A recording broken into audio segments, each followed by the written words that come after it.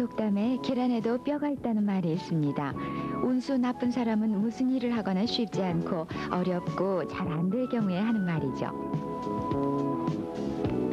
달걀도 굴러가다 서는 모가 있다고 했습니다. 마냥 굴러가기만 할 것 같은 달걀도 보이지 않는 모서리가 있어 서는 것처럼 어떤 일이든지 시작이 있으면 반드시 끝날 때가 있다는 말이죠. 어떤 무리 가운데 가장 중요한 사람 혹은 제일 중요한 부분을 가리켜 이렇게 말하죠. 달걀로 치면 노른자다 하고요. 달걀 지고 성 밑으로 못 가겠다. 이 속담은 너무 세심한 곳에 신경 쓰는 걸 비유해 말하는 속담입니다. 즉 소심한 사람을 비유해서 말하는 속담이죠. 안녕하세요. 여러분 안녕하십니까. 이 달걀을 비유한 속담과 얘기는 아직도 또 많이 있습니다만은 닭이 먼저냐 달걀이 먼저냐 하는 것은 아직도 풀 수 없는 영혼이 남아있는 그런 적인 비밀이라고 해야 될까요? 네, 그렇지만 분명한 것이 한 가지 있습니다. 즉 달걀의 영양이 많다는 것입니다. 네. 조리법도 다양해서 옛 어른들 말로는 달걀 하나만 가지면은 100가지 이상이나 되는 반찬을 만들어낼 수 있다 그래요. 네. 달걀에 대해서 오늘 자세히 알아보겠습니다. 달걀이 우리 많이 이용되는 그런 식품이어서인지 이 달걀을 또 제대로 잘 모르고 있는 그런 부분도 참 많은 것 같습니다. 오늘은 그 궁금증도 하나하나 풀어드리도록 하겠습니다. 여러분 흔히 보시는 흰색 달걀과 노란 달걀 그리고 칼라 달걀에 대해서 알아보겠어요. 영양과 고르는 법, 보관법도 자세히 알려드리겠습니다. 네. 도움 말씀 주실 두 분을 소개해드리겠습니다. 가축위생연구소 검정화학과의 박근식 과장께서 나와주셨습니다. 안녕하세요. 고맙습니다. 농수산물 유통공사 종합식품연구원의 유익정 선임연구원께서 나와주셨습니다. 안녕하세요. 네. 여러분 궁금증이 있으신 분들께서는 전화를 지금부터 걸어주시기 바랍니다. 양성희 양과 민소명 양이 전화 받아드리겠습니다. 네, 번호는 783국에 5594번, 5595번입니다. 네. 이 겉으로 봐서 달걀은 두 종류로 나눌 수가 있을 것 같습니다. 색깔이 우선 흰 색깔 또 노란 갈색 나는 색깔 이런 거 있는데 박초아 씨는 둘 중에서 어느 걸 더 선호하시는지? 저는 이상하게 아무래도 갈색을 고르게 되던데요. 네. 값도 보면은 흰 달걀보다 노란 달걀이 좀 비싼 편이에요. 그리고 그렇습니까? 가격이 같을 경우에는 갈색 달걀인 흰 것보다도 조금 작던데 저는 아무래도 갈색을 고르게 됩니다. 네. 하여튼 어떻게 이 색깔 봐서도 노란 그 달걀이 좀 더 영양가 많을 것 같은 그런 생각들이 듭니다. 그래서 대부분 어떤 색의 그 달걀을 사시는지 소비자들은요, 그것을 알아봤습니다. 이영미 아나운서입니다. 그 사실 때 주로 어느 종류를 사세요? 노란 거 사요. 왜 노란 걸 사세요? 얘기 들었는데 노란 게 더 낫다 그러던 것 같은데요. 어떤 점이 더 낫다고 그러던가요? 영양가가요. 우린 노란 거. 왜 노란 걸 사세요? 그게 뭐 영양 가치가 좋다 그래서. 노란 계란 사줘야 돼. 특별한 이유라도 있으세요? 뭐 맛이 낫지. 노란. 아니 보편적으로 노란 계란이 더 좋다 그러던데요. 노란 걸 많이 사게 되는데요. 특별한 이유라도 있으세요? 글쎄요, 우리 가정주부들이 그렇게 알고 있잖아요. 아무래도 흰 계란보다 노란 계란이 더 영양가가 있다고. 노란 것이 영양이 더 낫다고 그러대요. 주로 노란색을 많이 사요. 특별한 이유라도 있으세요? 아니 특별한 이유는 없어요. 그냥 사게 되면은 노란색을 고르게 돼요. 노란 계란 사죠. 왜 노란 계란을 사시죠? 글쎄요. 노란 거 사죠. 왜 노란 걸 사시는데요? 그게 좋으니까. 어떤 점이 좋죠? 그거는 저 시골서들 먹여서 그 노란자가 노라니까.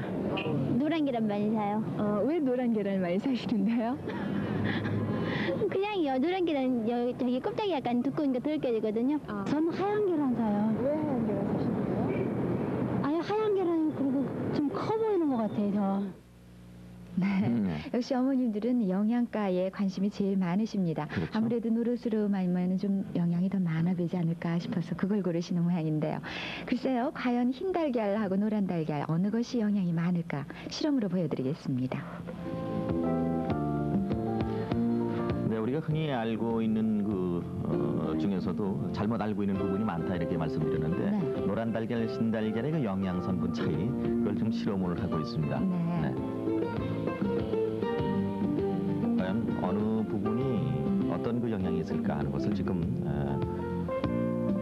노란 달걀, 흰 달걀을 분리해서 지금 성분을 분석해내고 있습니다. 네. 지금 그래프로 나옵니다만은 일반 성분 그러니까 노란 달걀, 흰 달걀 다 같이 수분이 73.7%, 단백질이 13.4%, 지방이 10.5% 그리고 무기질이 1%, 탄수화물은 들어있지 않았습니다. 노란 달걀이나 흰 달걀 다 마찬가지 같은 성분이 여기 일반적인 성분은 같습니다. 그 영양에 있어서는 흰색이나 노란 달걀이나 네. 차이가 없는 거군요. 네, 이번에는 난황을 가지고 또 실험을 했는데 네. 난황도 비타민에 있어서 흰 달걀 또 노란 달걀 전혀 차이가 없다. 없던가요? 네. 아. 눈으로 봐서 그래프가 나왔는데 차이가 없는 거로 이렇게 나왔습니다. 네. 흰 달걀하고 이제 노란 달걀 이렇게 나누는데 또 네. 궁금한 점이 한 가지 있습니다. 네. 혹시 닭 한 마리가 알을 낳을 때 흰 것도 낳고 노란 것도 낳고 그걸 같이 할 수 있는지 이것도 알고 싶어요. 네. 닭에 있어서는 이제 품종이 있죠. 네. 크게 알 낳는 닭의 경우는 두 가지가 있습니다. 하나는 그 갈색계라 해가지고 갈색으로 나오는 게 있고, 네. 하나는 그 흰닭, 소위 레구홍이라 그러죠. 네. 그러니까 닭 하나가 노란 알도 낳고 흰 알을 낳는 것은 아닙니다. 네. 다만 그 품종에 따라서 갈색계는 그 갈색 알을 놓고 흰 닭인 레구홍은 흰 알을 낳도록 되어 있습니다. 그렇군요. 네. 또 이런 질문 하신 분도 계세요. 종로구 충신동의 서영이 어머니라고 하셨는데요. 같은 흰색 달걀이라도 껍질을 깨보면은 속 노른자가 어떤 것은 그저 노란데 어떤 건 유난히 샛노랗다고요. 이 노른자 빛깔이 진하고 흐리고 차이가 나는 이유는 무엇인지 알고 싶다고 네. 하셨나요? 그것은 닭의 그 알을 형성하는 과정에 있어서의 닭이 섭취하는 사료의 질이랄까요? 네. 질에 따라서 다르다고 이렇게 생각이 되겠습니다. 네. 특히 예를 들면 그 옥수수 있죠. 닭의 사료 중에 상당한 많은 부분을 차지하는 옥수수 색깔도 노란 옥수수가 있는가 하면 흰 옥수수가 있습니다. 그렇죠. 알맹이 있죠. 그럴 때 그 노란 알맹이와 옥수수를 먹이게 되면 노란자이가 노랗게 나오고 흰 옥수수를 먹이게 되면 노란자이가 덜 노랗게 나오는 경우도 있고 그래서 여러 가지 사료의 질과 그 색소에 따라서 노란자의 색깔도 변한다고 합니다. 네. 네. 유 선생님 그러면은 그 노란자의 진하기에 따라서 영양가 차이가 어떻게 있는 겁니까? 그러니까? 계란의 그 노란자는 사실 그 품종에 따라서 조금 진한 것도 있고 또 약간 옅은 것도 있는데 그 원인이 원래 그 계란 노른자 속에 들어있는 크산토필이라는 물질이에요. 그게 이제 비타민 A의 한 종류인데 그 물질이 많고 적음에 따라서 조금 진하고 또 약하고 그렇습니다. 근데 네. 사실상 그 크산토필이라는 물질이 차지하는 계란 전체 영양가에서 큰 의미는 없어요. 네. 그렇기 때문에 우리가 영양적으로 또 진하면은 더 좋은 것 같이 이렇게 생각될 뿐이지 사실상은 큰 차이가 없다고 봐야죠. 네. 그러니까 우리 사람들의 인식이 다르다는 것, 그것을 알리기 위해서. 그러니까 달걀이 흰 달걀이냐, 노란 달걀이냐, 또 노른자의 색깔도 진한 것이냐, 옅은 것이냐, 이것이 영양과는 상관이 없다는 걸 알려주기 위해서 칼라 달걀을 만드신 분이 계십니다. 이름도 재미있죠? 이영미 아나운서가 만나봤습니다. 여러 가지 색깔의 계란을 만드신 걸로 알고 있는데 이런 특별한 이유라도 있으셨습니까? 예, 그것은 일반적으로 그 소비자들이 계란을 그 선택할 적에 난황 색깔이라든가 그 난각 색깔이 노란 것을 그 선호하는 경향이 있고 거기다가 더 돈까지 더 얹어가지고 비싼 가격에 구입하는 그런 그 잘못된 인식들을 가지고 있기 때문에 그런 인식을 그 계몽해 보기 위한 뜻으로 여러 가지 색깔의 그 계란을 그 연시를 해본 것입니다. 여러 가지 색깔을 말씀하셨는데 그 여러 가지 색깔이 계란 노른자를 말씀하시는 겁니까? 아니면 계란 껍질을 말씀하시는 겁니까? 난각의 그 색깔은 그 닭의 그 유전적인 요인에 의해서 그런 색깔이 나오는 것이고 난각의 그 갈색이라든가 백색은 난황의 색깔하고는 관계가 없습니다. 그래서 백색난이나 갈색난이 다 같이 그 난황은 하얄 수도 있고 진한 오렌지색이 나올 수도 있고 여러 가지 색깔의 그 난황이 나올 수가 있습니다. 네. 어떻게 해서 이렇게 다양한 색깔의 계란을 만들어내셨습니까? 예, 계란의 색깔이 백색부터 그렇게 황색 또는 오렌지색까지 그 변하게 되는 것은 그 사료에 들어있는 그 키산토필이라고 하는 그 색소에 의해서 계란의 그 색깔이 착색이 되는 것인데 그 사료의 그 원료를 좀 바꿔 쓰거나 거기다 그 착색제의 그 첨가제를 첨가하면은 그 범위 내에서는 그 계란의 색깔을 얼마든지 조정을 할 수가 있게 되겠습니다. 지금 만드신 계란 노른자를 보면은 백색에서부터 주로 붉은색 계통으로 많이 있거든요. 그 밖에 다른 색은 없습니까? 예, 그 지금 그 백색부터 황색 내지 오렌지색까지 변하는 것은 다 기산토필이라고 하는 그 착색소에 의해서 나오는 것이고, 그 이외의 색깔을 만드는 것은 주로 면실박이나 수수 같은 사료를 썼을 적에 그 대개 남색 내지 그 검은색 계통의 색깔이 나올 수도 있지만은 그 보리나 수수나 그 면실박 같은 것은 우리나라에서 현재 많이 쓰이지 않고 있는 사료이기 때문에 우리나라에서 생산되는 그 계란 중에서는 뭐 그런 색깔을 나타내는 예는 드뭅니다. 네, 칼라 달걀 참 재밌네요. 그렇군요. 그러니까 이제 닭이 먹이를 뭐가 먹느냐에 네. 따라서 많이 차이가 지는군요. 많은 분들이 편지 엽서를 주셨습니다. 도봉구 월계동에서 최수영 씨 등 여러분이 엽서를 주셨는데 좀 간단히 소개해드리겠습니다. 이분의 시아버님께서는 달걀을 좋아하시면서도 잡숫기를 꺼려하신다고 합니다. 술안을 뜨거나 프라이를 주로 해 드시는데 언제 들으셨는지 콜레스테롤이 많기 때문에 좋지 않다고 들으시면서 피하신다고 하셨습니다. 네. 정말 이 콜레스테롤이 많이 들어있고 이것은 인체에 큰 해를 주느냐 이런 걸 물어보셨습니다. 그래서 저희들이 달걀에 들어있는 콜레스테롤이 인체에 그대로 흡수되는지를 알아보기 위해서 실험을 해봤습니다. 요즘 성인병이 크게 문제가 되고 있어서 그런지 특히 달걀 노른자에 대해서는 신경을 참 많이 쓰시는 편인가 봐요. 저희가 닭을 대상으로 실험해봤습니다. 보통의 사료만을 먹인 닭들, 그리고 사료에 달걀 노른자를 섞어 먹인 닭들, 네. 그리고 사료에 특히 콜레스테롤 약제를 따로 섞어서 먹인 닭을 대상으로 실험해봤습니다. 이 각각 그룹의 닭으로부터 혈액을 채취했어요. 그래서 기계에 넣고 혈액 속에 들어있는 콜레스테롤 양을 측정해냈습니다. 네.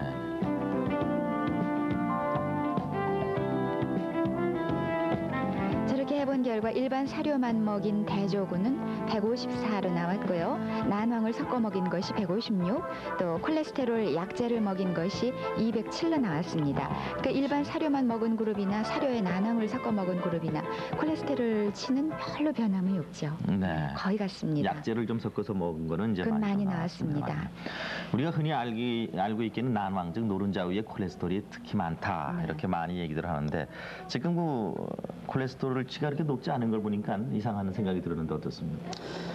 예, 저기 지금 현재 그 실험 결과로는 그 약제 콜레스테롤을 사료에 첨가한 거는 마지막에 그 혈중 콜레스테롤 함량이 약간 높은 걸로 나타났지만은 네. 사실상 그 보통 사료라든가 그다음에 사료에다가 달걀 노른자를 섞은 거는 비슷하게 나왔어요. 그 이유는 제가 생각하기에는 지금 소화 흡수율에 의한 차이 같아요. 네. 그래서 순수한 콜레스테롤 약제를 썼을 경우에는 소화 흡수율이 좋기 때문에 네. 그 혈중 콜레스테롤 양이 많아졌고, 그다음에 이 달걀 노른자를 통해서 들어간 콜레스테롤 양은 실질적으로 혈중 콜레스테롤 양이 낮은 걸로 나타났잖아요. 그런데 네. 그거는 계란 노른자 안에는 이 혈중 콜레스테롤로 흡수되는데 어느 정도 방해하는 역할이 있는 걸로 알고 있어요. 그래서 그렇습니까? 특히 레신이라는 물질이 있는데 그 난황 중에는 그러한 물질이 그런 혈중 콜레스테롤로 이전되는 과정에서 하나의 방해 역할을 하지 않느냐, 이런 연구들도 있습니다. 네. 그래서 계란 노른자를 통해서 콜레스테롤의 함량이 어느 정도 있다 하더라도 섭취했을 때는 혈중 콜레스테롤 양과는 전혀 무관하다는 그런 얘기도 최근 연구 결과가 있습니다. 그러군요. 네. 근데 보통 우리는 콜레스테롤 하면은 아주 나쁜 것으로만 알고 있습니다만은 그렇게 나쁘기만 하고 이로운 점은 없습니까? 근데 사실 콜레스테롤이라는 게 말입니다. 저희들 그 신체 내 네. 모든 조직의 세포를 구성하고 있는 하나의 구성 성분이에요. 그래서 그러한 콜레스테롤의 역할이라는 게 여러 가지 역할이 있는데 특히 그 우리 몸 속에서 그 영양 성분으로 평가되는 그 불포화 지방산을 운반하는 역할을 한다든가 그렇죠. 네. 아니면은 지방을 소화시키는데 필수적인 그런 담즙살을 생성하는 전구 물질이 된다든가 네. 아니면 또 뭐 스테로이드 계통의 호르몬의 전구체가 된다든가 해서 굉장히 중요한 역할을 우리 몸속에서 담당을 하고 있어요. 네. 그런데 특히 그런 콜레스테롤이 뇌나 아니면은 신경 조직 같은 데에 많이 분포가 돼 있어요. 우리 네. 몸속 자체에. 그래서 이런 콜레스테롤이 평상시에서는 체내에서 합성이 됩니다. 그런데 우리가 식품을 통해서 콜레스테롤을 섭취를 하게 되면 이게 그 양만큼 우리 몸에서 합성이 덜 되기 때문에 절약 효과를 가지죠. 그래서 콜레스테롤 합성하는 물질은 이제 지방 성분들인데 네. 그런 게 이제 절약이 되기 때문에 우리 몸속에 영양 성분으로 생각할 수가 있고 콜레스테롤이 그 자체가 나쁜 것만은 아니죠. 네. 나쁜 것은 아니고 네. 꼭 있어야 있어야 되지만은 되는. 그것이 지나치게 많을 때는 이제 문제가 되는군요. 지나치게 많을 때 꼭 문제가 된다고만 단정할 수 없는 게 네. 콜레스테롤이 문제가 되는 것은 사실 관상동맥경화증 환자나 네. 아니면은 그 고혈압의 유전적인 소질이 있는 사람 네. 그런 사람한테 많은 양을 권장할 만하지는 않죠. 네. 네. 특히 그 이제 콜레스테롤 순수물일 경우에 그렇지만은 보통 사람들한테는 영양 성분으로 오히려 필수적인 성분이라고 볼 수 있어요. 네. 네. 그런 우려는 이제부터 하시지 않으셔도 좋겠습니다. 콜레스테롤이 많이 들어있어 이걸 피한다 그런 생각은 지금 성인병 답변드리니까. 환자가 아닌 경우 정상인이라면 그렇죠. 고혈압이라든가 네. 이런 네. 환자 몇 분을 빼놓고는 아주 괜찮습니다. 네. 이 달걀을 먹으면 체한다고 이렇게 얘기를 했는데 조심스럽게 먹거나 아주 달걀은 잡수지 않는 분도 계신데 소화율 같은 건 어떻습니까? 계란은 소화율 측정을 해보면은 그 반숙란이 좋은 걸로 돼 있어요. 네. 그래서 반숙란이 완숙란보다 좋은 걸로. 그리고 생란은 조금 안 좋은 걸로. 그래서 반숙란이 제일 좋고 생란이 그다음이고 이제 완숙란이 된 걸로 되는데 네. 그 소화율이 안 좋은 이유가 있는데 그게 뭐냐면은 계란 속에 그 항트립신 인자라는 게 있어요. 네. 그래서 그게 오모뮤코이드라는 성분인데 이게 트립신이라는 소화 효소의 작용을 억제하는 역할을 합니다. 네. 그래서 생란일 경우에는 그 단백질의 소화를 방해를 하죠. 네. 그렇지만 이게 반숙 이상의 그런 열 처리를 하게 되면은 그 소화를 장애하는 트립신 그 방해 요소가 파괴가 되기 때문에 네. 소화 흡수에 큰 지장이 네. 없는 걸로. 다른 음식들과는 어떻게 소화율을 비교할 수 있을까요? 달걀, 우유, 쌀 이런 것하고 한번 비교해 볼까요? 여기서 지금 차트에 나와 있는 바와 같이 이 달걀은 소화율이 95% 나와 있고 우유가 85%, 쌀이 80% 이런 식으로 해가지고서는 달걀이 소화면에서 상당히 높은 그런 수치를 나타내는 걸 알 오히려 수가 소화가 있어요. 잘 되는 글쎄요, 식품이요. 이상하네요. 우리가 소화에 대한 그 얘기들을 많이 하면서 소화 안 되는 줄 알았는데 또 그랬는데 그것도 그게 잘못 아니군요. 알고 있는 겁니다. 네. 보통 달걀을 완전식품이다 이렇게 얘기들을 하는데 말이죠. 그 이유가 어디 있는 겁니까? 저는 그런 생각을 해봅니다. 그 포유류가 우유를 통해서 유아 시절에 새끼를 키웁니다. 그래서 그 우유가 하나의 완전식품으로 말이죠. 네. 그 우유만 가지고서는 새끼를 키우듯이 조류는 그 새끼를 까기 위해서 그 알로부터 하나의 생명체가 탄생을 합니다. 그래서 그 알로부터 모든 영양소가 공급되기 네. 때문에 하나의 완전한 영양소를 갖춘 사람이 먹을 때는 그게 식품이 되지 않느냐 이렇게 생각해 봅니다. 네. 그리고 그걸 화학적으로 좀 설명을 드리면은 사실상 계란 속에는 단백질이나 지방이나 비타민이나 이런 무기질 같은 것들이 많이 들어있는데 그런 것도 물론 많이 들어있지만은 그 단백질 중에 필수 아미노산이 상당히 고르게 분포되어 있습니다. 그래서 우리가 표준 단백질로 사용하죠.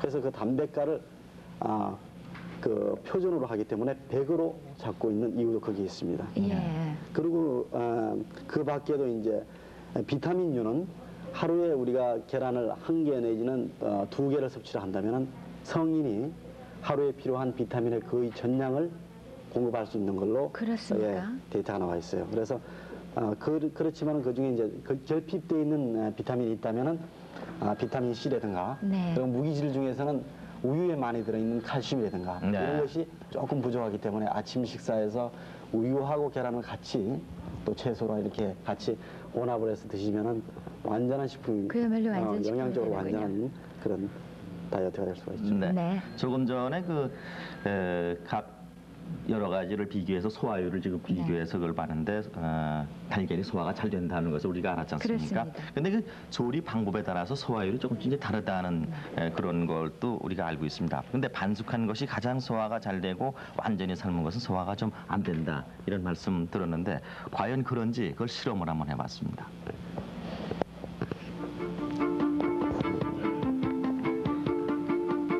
이번에는 쥐를 가지고 시험을 했습니다.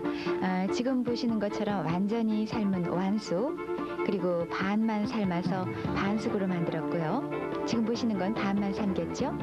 그리고 생달걀, 이것을 각각의 쥐에게 하루씩 먹였습니다.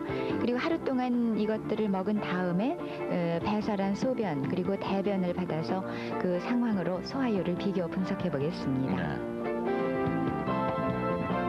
쥐들은 하루 동안 완숙, 반숙 그리고 생달걀을 먹고 이제 소변과 대변을 배설해냈습니다.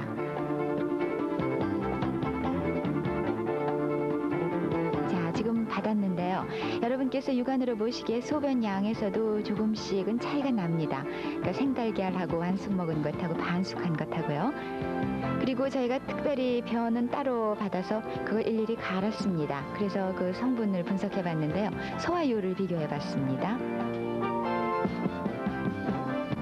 자, 반숙란. 자, 소화율을 비교해 본 결과 보시면은요. 완숙란이 93%, 그리고 반숙란이 95%, 생란이 91%였습니다. 네. 반숙란이 저 중에서 제일 소화가 잘 되고 생란이 제일 안 되는 걸로 나왔죠. 네, 이렇게 나왔죠. 네.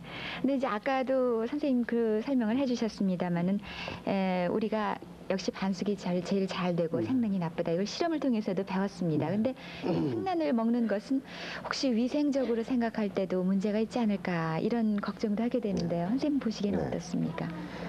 글쎄 그 위생이라는 부분을 우리가 크게 본다 그러게 되면 소화되는 율도 위생이라 보냐 할 때는 모르겠지만도 일반적으로 생란의 그 선도, 신선도에 따라서 생란을 먹어도 괜찮잖아요. 왜 그러냐 하면 우리가 생란으로서 이용하는 여러 가지 식품들이 많이 있습니다. 예를 들어서 마요네즈 같은 건 생란을 만들고 네. 소위 그 계란 술을 만들어도 생란을 만들고 계란 주스를 만들 때도 생란을 하기 때문에 별 문제가 안 된다고 생각됩니다만도 다만 한 가지 여기서 주의할 것은 생란을 자실 때 그 옛날에 우리 그 조상들은 알을 껍질을 깨가지고 그냥 훌쩍 이렇게 마시는데 그렇게 젓가락으로 하는데 구멍 뚫어서 네. 그랬죠.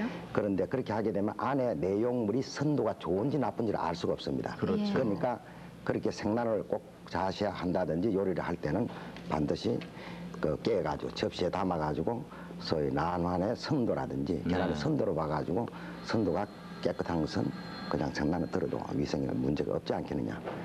만약 부패가 되었다든지 세균이 오염되었다 하는 것은 위생상 나쁘다고 생각이 됩니다. 그래서 네. 저장했다든지 그런 계란의 상태에 따라서 그건 다르다고 이렇게 봅니다. 네.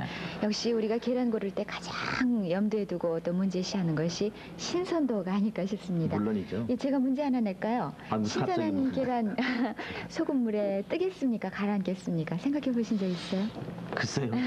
어떤 생각이 안 나네요. 네, 그럼 보통 어떻게들 생각하시는지 의견을 좀 들어보겠습니다. 그러면 이 소금물에 계란을 담갔을 때요. 신선한 달걀이 위에 뜰까요? 아니면 오래된 달걀이 위에 뜰까요? 신선하게 오래 뜨죠. 신선하게 뜰 거 아니에요. 아니 그래 아무래도 그 안에가 부패되면 가라앉을 것 같은데 그 안에 내용물이 신선한 게 뜨겠죠. 안 해봐서 모르겠어. 생각보다 뜨시더라고요. 뜨지 말아야죠, 계란이. 안 뜨는 게 신선한 네. 난 잘 모르겠다. 실험을 안 해봤어요. 소금물에 계란이 뜰까 안 뜰까요? 소금물에 계란이 글쎄 모르겠는데. 좋은 게 가라앉는 거 아니에요? 오래된 것이 뜨지요. 신선한 게 뜰 것 같은데요? 계란이 소금물에 담그면은 계란이 글쎄요, 뭐 저분들이나 저나 마찬가지인데 갑자기 이렇게 여쭤보니까 뜨는지 가라앉는지 얼른 생각이 안 설왕설래하고 있습니다. 네. 제 생각 같아서는 지금 가만히 생각해 보니까 가라앉을 것 같습니다. 왜 왜냐하면 그렇습니까? 벽시 같은 것도 이제 이것이 건실한 것인가 안 건실한 것인가 알아볼 때는 소금물에 담는데 좋은 것은 가라앉거든요. 쭉정이면 위에 다 뜬다는 그렇죠. 말씀이죠. 네. 정확한 답을 여러분께 알려드리겠습니다.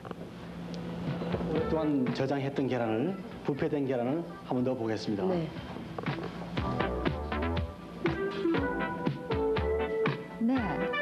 지금 설명 좀 해주세요. 저기서 원래 신선한 계란은 8% 소금물에서 가라앉아야지 됩니다. 네. 그래서 지금 현재 뜬 계란은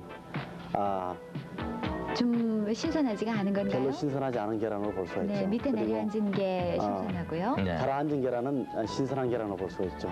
그래서 지금 그 뜬 계란은 지금 현재 조금 부패가 진전됐다 이렇게 볼 수가 있고 네. 네. 10%에서 뜨는 계란은 약간 선도가 좀 나쁜 계란이다. 그렇지만 10% 뜨는 계란은 8% 소금물에서 가라앉는 걸 볼 수가 있죠. 예. 네. 그래서 8% 소금물에 가라앉고 10% 소금물에 뜨는 계란은 조금 그 신선도가 덜한 거다 이렇게 네. 볼 수가 있습니다. 아주 이제 상황은 아니지만은. 예, 아주 네. 상황은 아니지만은 그래서 그냥 소금물이 네. 진하고 덜 진하고에 따라서 조금 뜨는 차이가 좀 있긴 있겠네요. 있습니다. 하여튼 대충 저렇게 보면은 신선도를 알 수는 있는데 네. 그 외에 또 신선도를 측정할 수 있는 방법은 없을까요? 계란을 한란이라고 해서 이제 깨가지고 유리판에다 놓고서는 그 난황의 두께를 잰다든가 그다음에 난백 중에서 두꺼운 부분을 체크한다든가 해서 신선도를 잴 수가 있습니다. 그래서 두꺼울수록 계란이 신선한 것이다 이렇게 할 수가 있고 네. 또 계란 껍질을 만져봐서 까칠까칠하고 그런 계란이 신선한 것으로 판정을 할 수가 있죠. 네, 그리고 또 이게 불에 비춰보는 방법도 예, 그게 이제 있으시던데요. 투시안법이라고 해서 네. 불에다 비춰봤을 적에 색깔이 옅을수록 그게 색깔이 맑을수록 이거는 신선한 계란이다.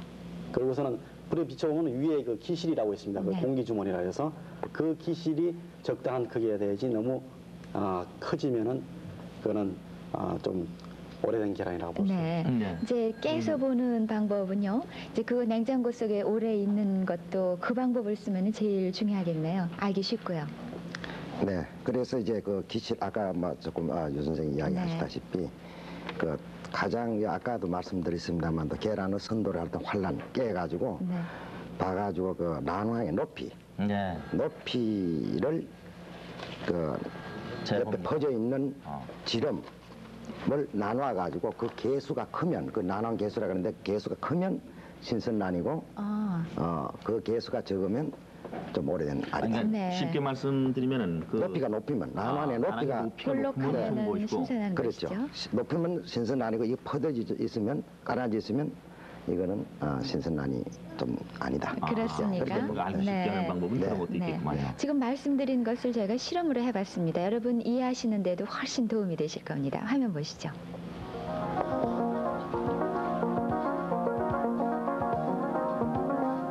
자, 지금 나온 지 1일 지난 것, 그리고 사흘 지난 것, 일주일 지난 것 모두 인공적으로 30도의 온도를 유지시킨 것입니다. 투명한 유리판 위에 깨놓고 상황을 보겠는데요. 하루 지난 것은 보니까 노른자 위도 볼록하고요. 네. 흰자도 별로 많이 퍼지질 않았죠. 그렇군요. 옆에 것을 한번 비교해 보세요. 사흘 지난 건데요. 사흘이요. 벌써 하루 지난 것보다 흰자 퍼지는 부위가 넓습니다. 그리고 노란자보다 조금 낮아졌는데요. 그렇습니까? 네. 자, 그러면 일주일 지난 것은 상황이 어떨까요? 그것도 역시 유리판 위에 펼쳐보겠습니다. 흰자위가 어떻게 퍼지는지 또 노른자위는 어떤지 한번 잘 관찰해 보세요. 역시 흰자위가 많이 퍼지죠? 물같은 물처럼 흘러내리는군요. 이렇게. 아마 여러분께서 이렇게 세 개를 깨놓고 비교해 보시면 육안으로도 차이를 느끼실 거예요. 그래서 이 난황의 높이를 재봤습니다. 하루 지난 것은 지금 2cm로 나왔고요. 사흘 지난 것은 1.74cm, 그리고 일주일 지난 것은 1.58cm로 나왔습니다. 그러니까 오래 지날수록 난황의 높이는 좀 흰자위는 많이 퍼지고 그런 네. 현상을 할 수 있습니다. 아까 방송 말씀대로 우리 실험을 통해서 그대로 봤는데 네. 유 선생님, 올해 들수록 이게 난황의 높이가 낮아지는 것은 어떤 이유겠습니까? 난황의 높이가 낮아지는 건 난황 내에 그 지단백질이라는 게 있습니다. 네. 난황을 구성하고 있는 그런 성분이죠.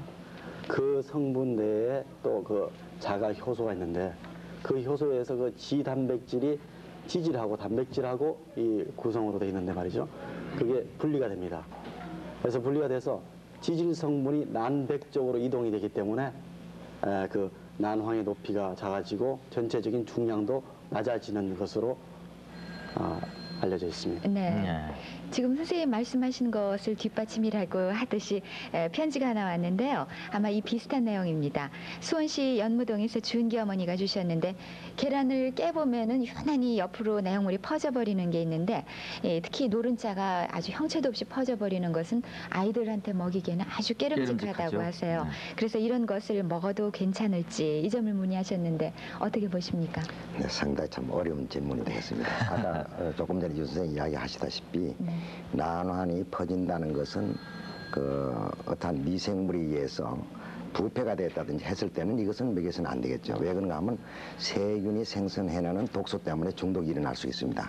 그러나 자가 소화를 할까요? 아까 여러 가지 효소에 의해서 자가 소화됐을 때는 익혀서 먹어도 괜찮지 않을까 이렇게 생각됩니다만 가능하면 그런 거는 선도가 떨어진 것은 안 먹는 게 더 안전하겠죠. 부패된 것은 역시 먹어서는 안 될 거고요.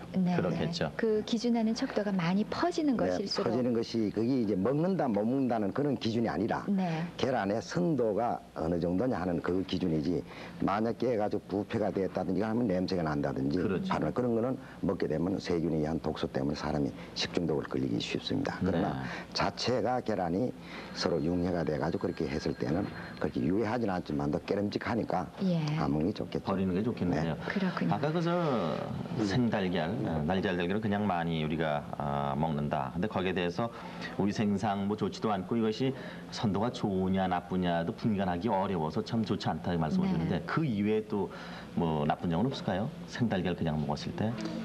생달걀을 그냥 먹었을 때는 이 생달걀을 한두 개 먹는 건 괜찮지만은 너무 장기적으로 오래 복용을 하게 되면은 많은 양을 오래 복용하게 되면은 그 안에 영양 성분 중에 그 바이오틴이라는 성분이 있습니다. 그러한 그게 비타민의 한 종류인데 그게 그 아비딘이라는 성분하고 결합을 해가지고서는 바이오틴 결핍증이라는 걸 일으킵니다. 그런데 사실상 그거는 이론적으로 그렇지 우리가 생달걀을 하루에 한 뭐 10개 이상씩 먹는다든가 이렇게 많이 먹었을 때 문제가 되는 거지 2개, 3개 이 정도 먹는 건 한두 개 먹는 건 괜찮겠다. 안 된다고. 그렇습니까? 신선한 달걀을 먹자고 한다면 그 보관이 특히 그 중요할 것 같아요. 대부분 보면은 적게는 이제 10개씩 그리고 아니면 한 판 30알씩 이렇게 많이들 사서 하시는데 대부분은 그걸 냉장고에 잘 보관을 하십니다. 그렇지만은 또 혹시 안 그런 분도 계실지 몰라서 여러분들께 질문을 드려봤습니다. 어떻게 보관하시는지 들어보죠. 댁에서 계란을 냉장고에 보관하세요? 네. 여름에는 꼭 보관해 놓고 써요. 냉장고에 넣으실 때는 주로 어떻게 넣으세요?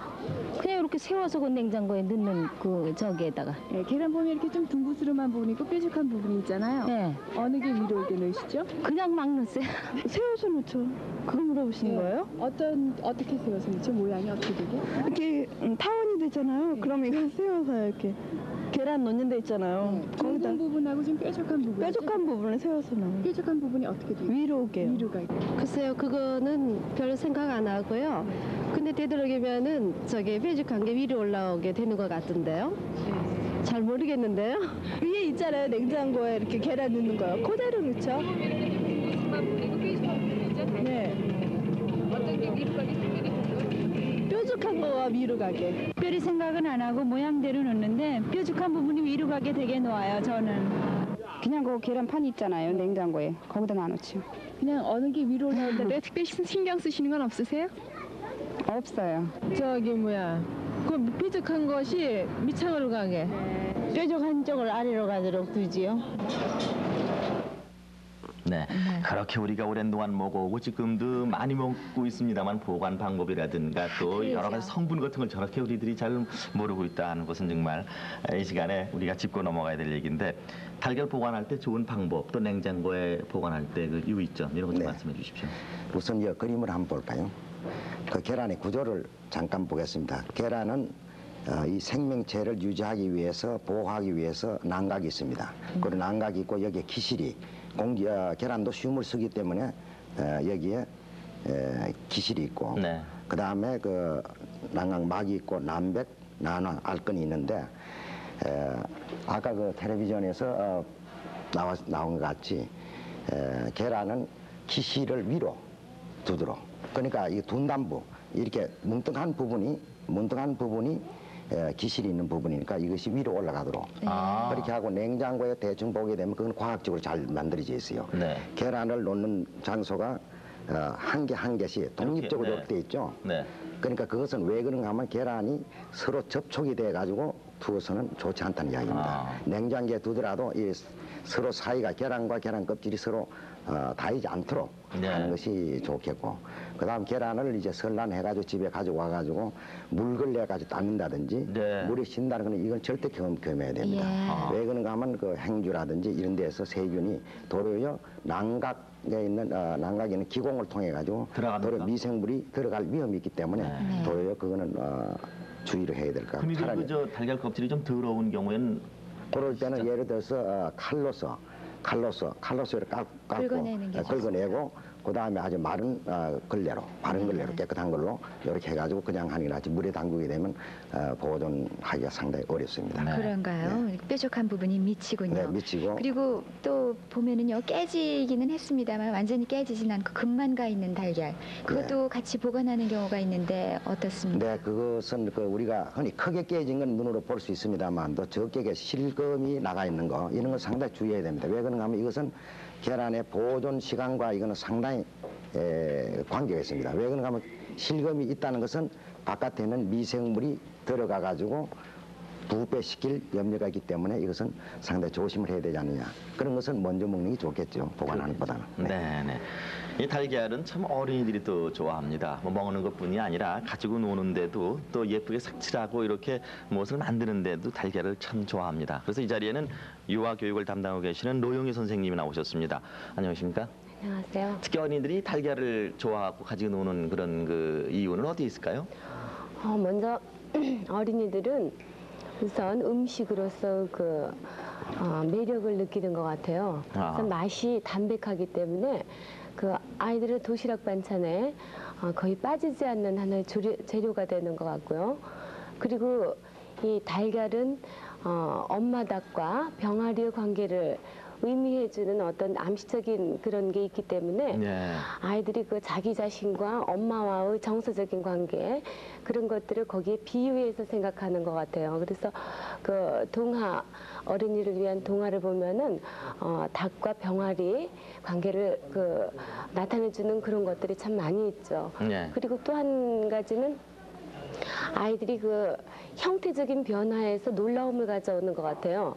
우선 전혀 생명으로서 느끼지 않던 이런 달걀에서 병아리가 나오고 그 병아리가 점점 커서 닭이 된다고 하는 사실에 굉장히 그 시각적인 놀라움 그런 것을 갖는 것 같습니다. 그래서 이제 그 어린이들이 닭과 달걀 이것을 상당히 좋아하고 거기에 대한 또 여러 가지 지금 예쁜 모형도 갖고 오셨는데 달걀을 찐달걀 갖고 오셨는데 어떤 걸 해보시려고? 우선 집에서 어머니들께서 이 달걀을 이용해서 아이들과 같이 그 실험을 해볼 수 있는 방법을 제가 직접 한번 보여드리겠어요. 잘 보시기 바랍니다. 신기한 실험인 것 같아요.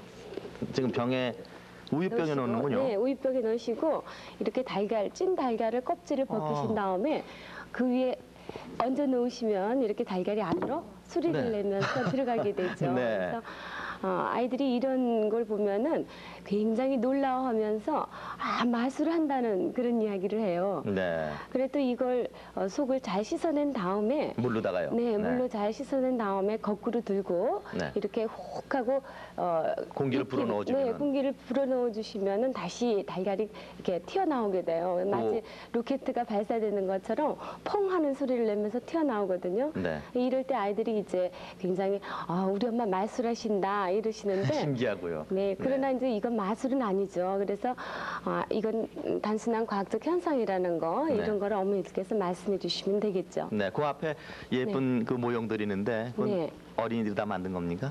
이거는 부활절 이런 기간을 이용해서 어머니들께서 좀 아이들에게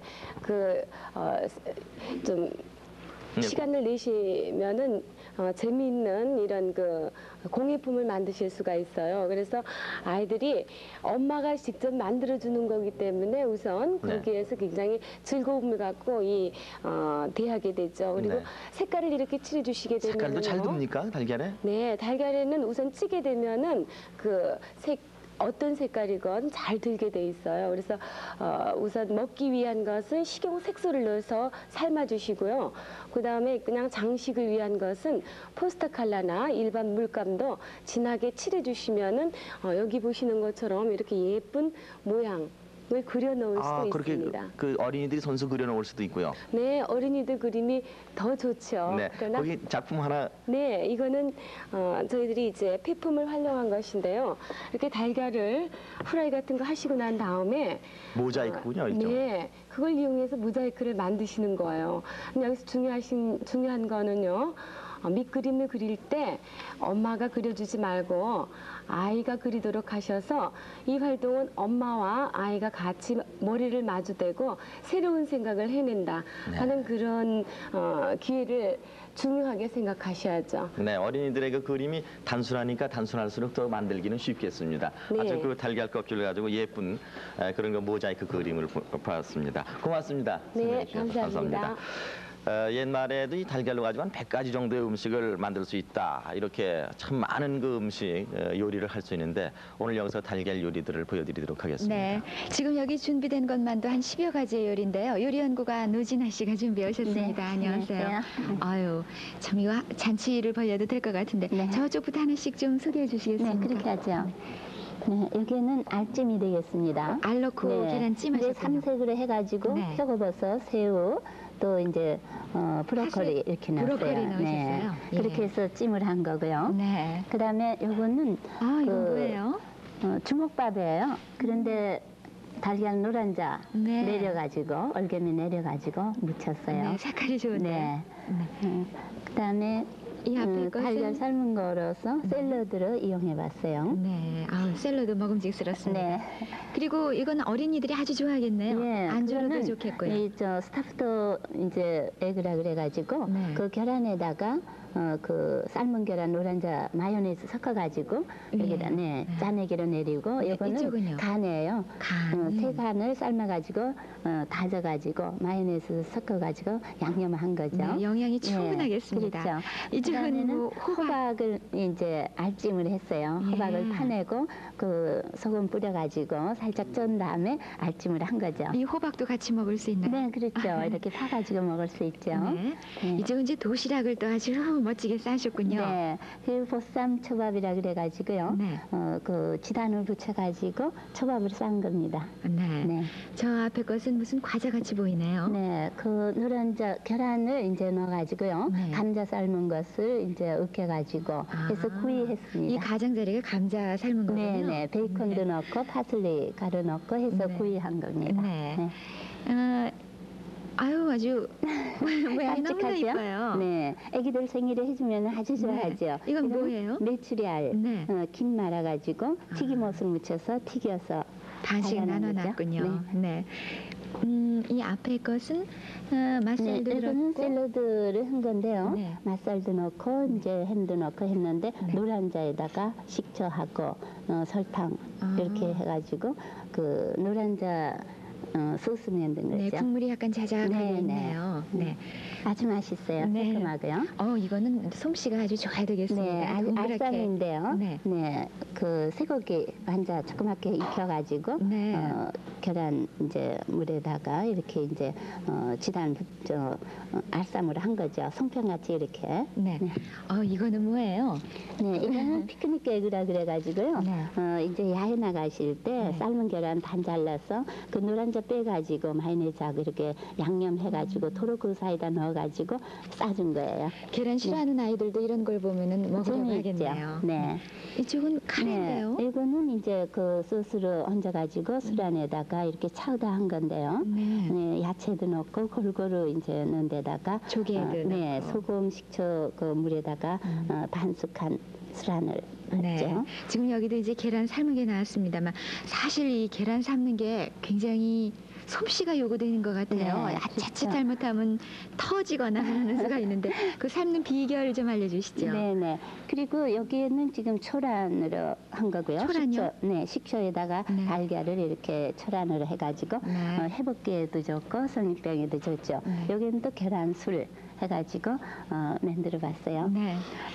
그런 삶은 요령요. 네. 흰자가 그 묻어나지 않게 삶으려면은 먼저 그 소금물에 삶은 후에 냉수에다가 한 두세 번 헹겨주죠. 넣었다가 까면은 잘 까지죠? 그다음에 이제 깨지지 않게 삶으시려면은 네. 물에 소금하고 식초하고 이렇게 넣어가지고 삶으시면 좋고. 그럼 안 터지나요? 네, 그러면 안 터지고 또 이제 그 둥그란 부분에 바늘 구멍을 몇 개 해가지고 삶으시면 좋고. 아까 말씀하신 그 기실 부분이겠군요. 네, 그렇죠. 네. 그리고 이제 냉장고에 넣은 찬 거를 바로 뜨거운 데다 삶으시면 터지니까 온도를 실내 온도 정도로 해가지고 삶으시면 좋죠. 네.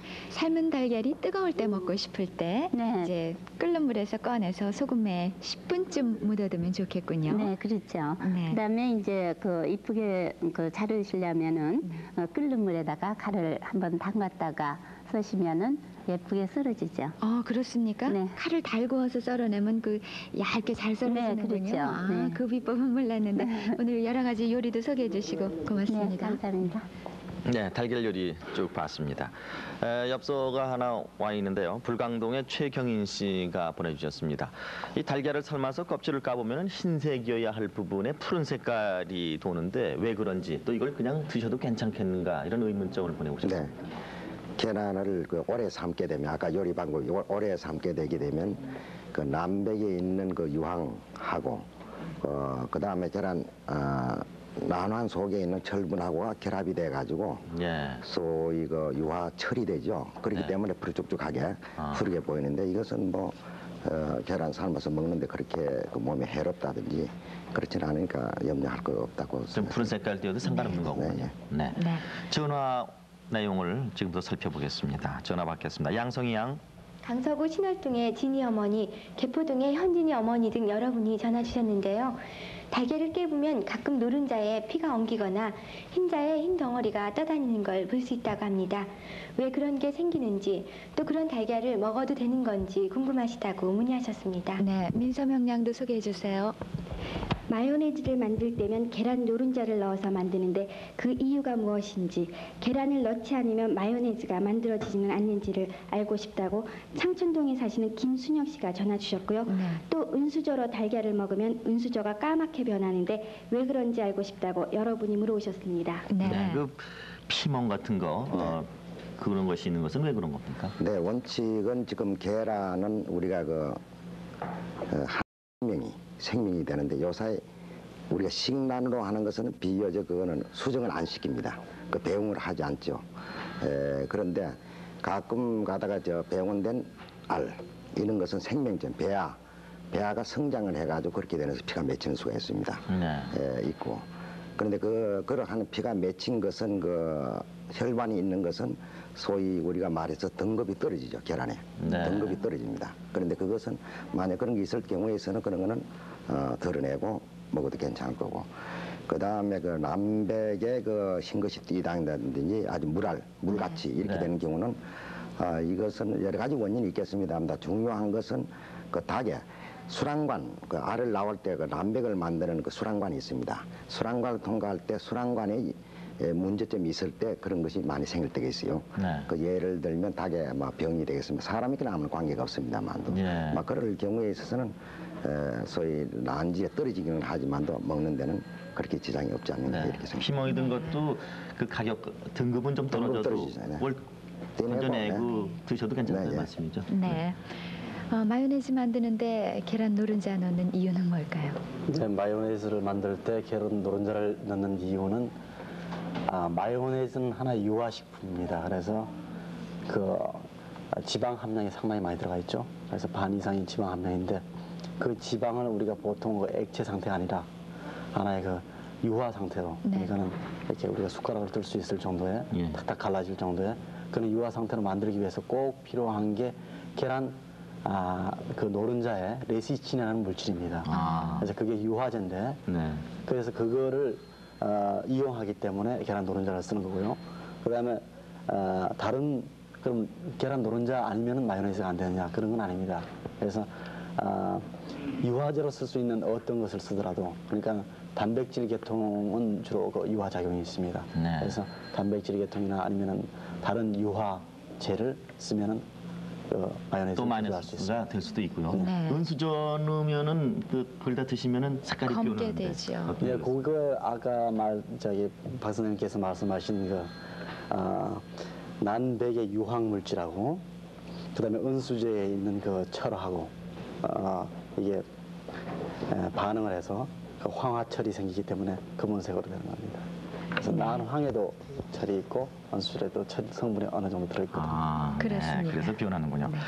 자, 오늘 이 달걀에 대해서 참 많은 것을 공부했습니다만은 우리가 흔히 많이 드시고 또 잘 알고 있으면서도 몰랐다는 것을 아마 이 시간에 여러분 많이 배우셨을 거로 생각이 듭니다. 방송 순서 좀 안내해 주시죠. 네, 내일 이 시간에는 우리의 체형 그리고 건강 생활에 알맞는 책상과 의자에 대해서 자세히 알아보겠습니다. 그리고 토요일에는 집중력, 다음 월요일에 스테인레스에 대해서 방송해드리겠습니다. 여러분 평소에 생활하시면서 이런 걸 좀 더 깊이 알고 싶다 하는 내용 있으면 저희들한테 보내주십시오. 이 시간에는 관계 권위 있는 전문가를 모시고 자세히 공부하는 시간 갖도록 하겠습니다. 우편번호 150번 서울시 영등포구 여의도동 KBS 무엇이든 물어보세요. 담당자를 보내주시기 바랍니다. 오늘 달걀 여기서 줄이겠습니다. 고맙습니다.